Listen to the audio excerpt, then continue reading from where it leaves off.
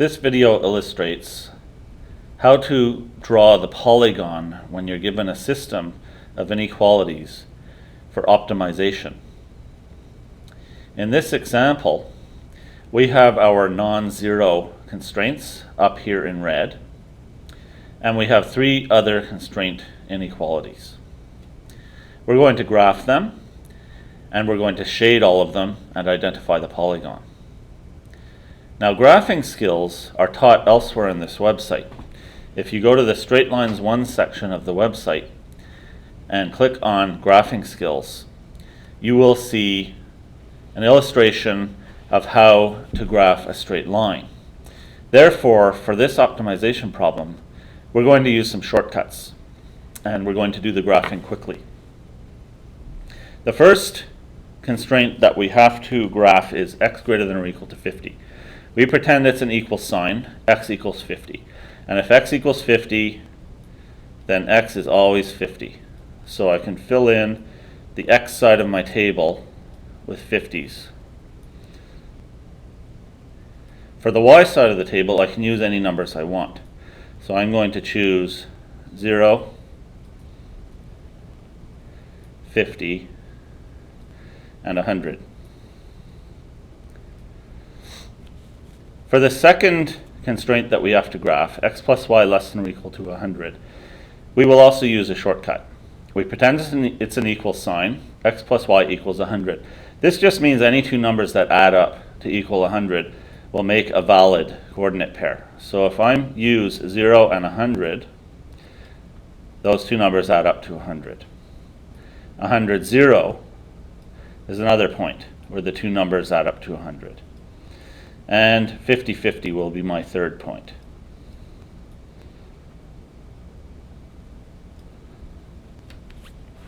The last constraint inequality is x greater than or equal to 2y.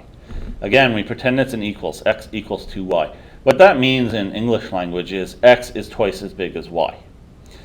This style of equation will always have the point 0, 0. And then, for the rest of my points, I just have to choose pairs of numbers where x is twice as big as y.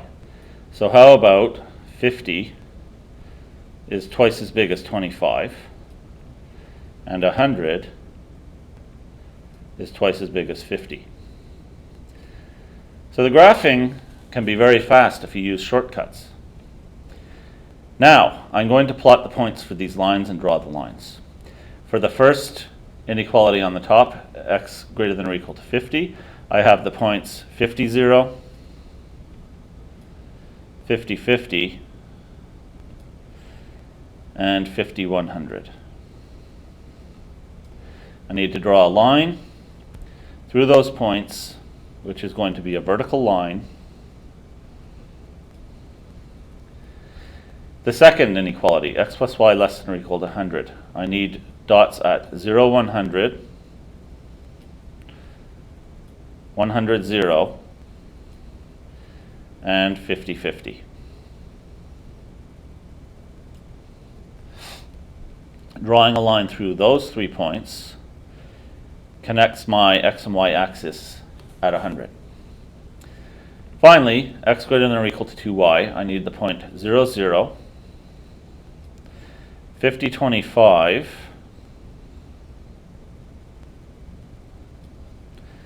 and 150. And I draw a line through those 3 points. Now it's time to do my test point and see which side of these lines will be shaded. For the first inequality, x greater than or equal to 50, I can use the origin, 0, 0, as my test point. And if I plug 0, 0 into that equation, I get 0 is greater than or equal to 50.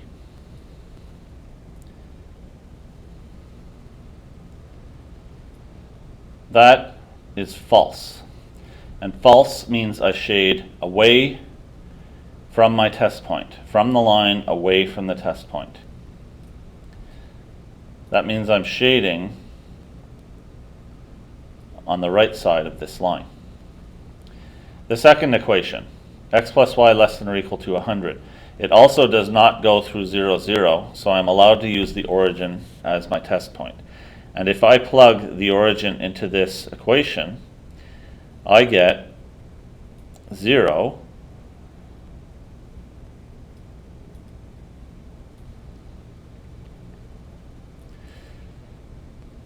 plus 0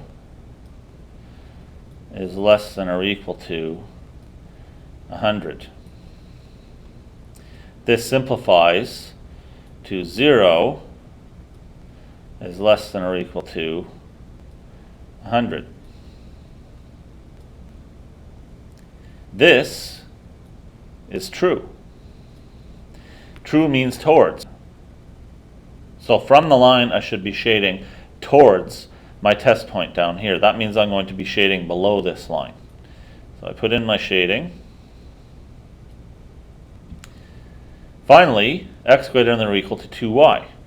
I cannot use the test point 0, 0 because it is on the line. So I'm going to use the point 0, 50, which is right here. If I make x equals 0, y equals 50 go into this equation, I end up with 0 is greater than or equal to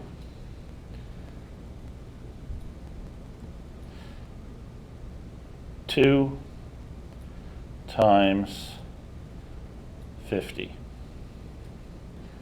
This simplifies to 0 is greater than or equal to 100. And that is false. False means away, so since my test point was right here at 0, 50, and I'm shading from the line away from the test point, that means I will be shading this line below. I'm nearly done. All that's left for me to do is figure out which is my polygon. The polygon is going to be the triple shaded region when you have a system of 3 inequalities. It's going to be the region that's shaded by all of them. That means the polygon has to be to the right of this line, it has to be below this line, and it has to be below this line. The only one of these polygons that's true for all of those is this polygon right here. So I'm going to shade it.